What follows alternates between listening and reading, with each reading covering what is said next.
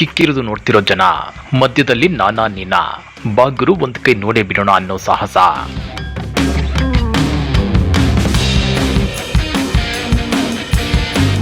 ಇಂಥ ಒಂದು ಸ್ಪರ್ಧೆ ಕಂಡು ಬಂದಿದ್ದು ಬೆಂಗಳೂರಿನ ಕೋರಮಂಗಲದ ನೆಕ್ಸಸ್ ಮಾಲ್ನಲ್ಲಿ. ಹೌದು ವೀಕ್ಷಕರೇ, ಕಳೆದ ಭಾನುವಾರ ಕೋರಮಂಗಲದ ನೆಕ್ಸಸ್ ಮಾಲ್ನಲ್ಲಿ ರಾಜ್ಯದ ವಿವಿಧ ಭಾಗಗಳಿಂದ ಬಂದ 150ಕ್ಕೂ ಹೆಚ್ಚು ಶ್ರೇಷ್ಠ ಕ್ರೀಡಾಪಟುಗಳು ತಮ್ಮ ಅಚ್ಚರಿಯ ಶಕ್ತಿ ಪ್ರದರ್ಶಿಸಿದ್ರು. ಈ ಸ್ಪರ್ಧೆ ಕೇವಲ ರಾಜ್ಯ ಮಟ್ಟದ ಗೆಲುವಿಗಾಗಿ ಮಾತ್ರವಲ್ಲ, 2026ರ ಜೂನ್ನಲ್ಲಿ ನಡೆಯಲಿರುವ ಅಖಿಲ ಭಾರತ ರಾಷ್ಟ್ರೀಯ ಚಾಂಪಿಯನ್ಶಿಪ್ಗೆ ತೇರ್ಗಡೆಯಾಗಲು ಇದು ಅತ್ಯಂತ ನಿರ್ಣಾಯಕ ಹಂತ ಅಂತಲೇ ಹೇಳಬಹುದು. ರಾಷ್ಟ್ರೀಯ ಮಟ್ಟದಲ್ಲಿ ಗೆಲುವನ್ನು ಸಾಧಿಸಿದವರು ಜಪಾನ್ನಲ್ಲಿ ನಡೆಯಲಿರುವ ವಿಶ್ವ ಆರ್ಮ್ ರೆಸ್ಲಿಂಗ್ ಚಾಂಪಿಯನ್ಶಿಪ್ 2026ರಲ್ಲಿ ಭಾರತವನ್ನು ಪ್ರತಿನಿಧಿಸುವ ಅವಕಾಶ ಪಡೆಯುತ್ತಾರೆ.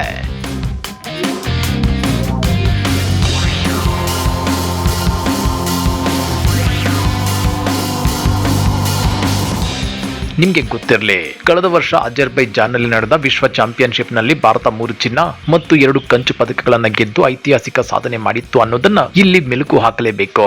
ಇನ್ನ ಈ ಕಾರ್ಯಕ್ರಮ ಅಚ್ಚುಕಟ್ಟಾಗಿ ಮೂಡಿ ಬರೋದಕ್ಕೆ ಕೆಎಸ್ಎಎ ಪದಾಧಿಕಾರಿಗಳಾದ ಅಧ್ಯಕ್ಷರಾದ ಶ್ರೀ ಉಜ್ವಲ್ ಮುಖಿಯಾ, ಉಪಾಧ್ಯಕ್ಷರಾದ ಶ್ರೀ ವಿಮಲ್ ಗೋಪಿನಾಥ್ ಅವರ ಪಾತ್ರ ದೊಡ್ಡದು ಅಂತಾನೆ ಹೇಳಬಹುದು. ಹಾಗೇನೇ ಪ್ರಧಾನ ಕಾರ್ಯದರ್ಶಿ ಶ್ರೀ ರಾಕೇಶ್ ಮೇಘಾನಿ, ಮಂಡಳಿ ಸದಸ್ಯ ಶ್ರೀ ವಿಜಯ್ ಮಾನೆ, ಮಂಡಳಿ ಸಲಹೆಗಾರ ಶ್ರೀ ಎಂಎಚ್ ಅಬೀದ್ ಮತ್ತು ತಂಡದ ನಾಯಕ ಶ್ರೀ ಗಿರೀಶ್ ವಿ ಕುಮಾರ್ ಅವರ ಸಮ್ಮುಖದಲ್ಲಿ ಈ ಕಾರ್ಯಕ್ರಮ ಅದ್ದೂರಿಯಾಗಿ ನಡೆಯಿತು. Hello everybody, first of all my name is Ujwal Mukhya. I'm the president for Karnataka State Arm Wrestling Association and I'm also the treasurer for Board of Control Arm Wrestling India.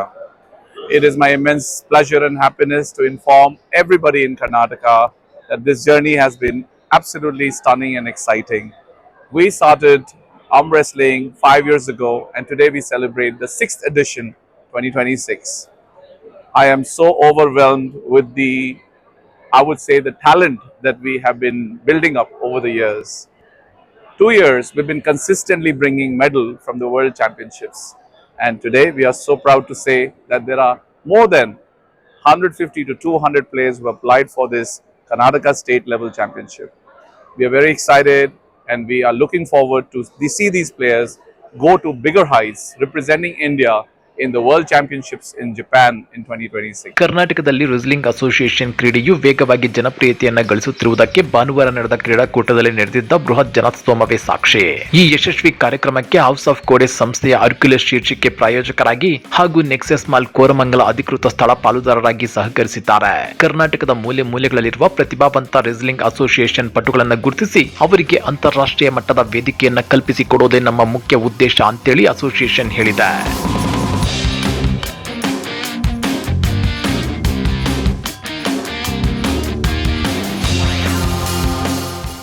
ನಮಸ್ಕಾರ, ನನ್ನ ಹೆಸರು ವಿಜಯ್ ಮಾನೆ ಅಂತ. KSAಯಲ್ಲಿ ನಾನು general secretary ಅಂತ appoint ಆಗಿದ್ದೀವಿ. ಇದು ಒಂದು ಕನ್ನಡದಲ್ಲಿ ಹೇಳ್ಬೇಕಂದ್ರೆ ತೋಳು ಕುಸ್ತಿ ಅಂತಾರೆ, ಭುಜಬಲ, ಪಂಜ, ಈ ಥರ ಎಲ್ಲ ಮಾತಾಡ್ತೀವಿ ನಾವು ಕನ್ನಡದಲ್ಲಿ. ಆರ್ಮ್ ರೆಸ್ಲಿಂಗ್ ಅಂತ ಇಂಗ್ಲೀಷಲ್ಲಿ ಹೇಳ್ತೀವಿ. ಇದು 6ನೇ ವರ್ಷ ಸಕ್ಸಸ್ಫುಲ್ ಆಗಿ ನಡೀತಾ ಇದೆ. ಈಗ ಸುಮಾರು ಈ ವರ್ಷ 195 ಮೇಲೆ ಜನ ಪಾರ್ಟಿಸಿಪೇಟ್ ಮಾಡ್ತಾರೆ. ಅಂಡರ್ 15 ಏಜ್ ಇಂದ up to master class. So junior, senior, master, grand master ಅಂತ ಬರ್ತದೆ ಕ್ಯಾಟಗರಿ.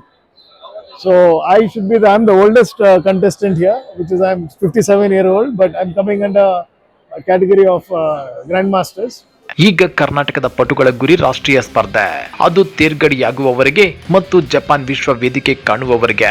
ಈ ಶಕ್ತಿ, ಈ ಸ್ಫೂರ್ತಿ, ಈ ಫ್ಯಾಷನ್ ಮುಂದುವರಿಯೋದು ಖಚಿತ.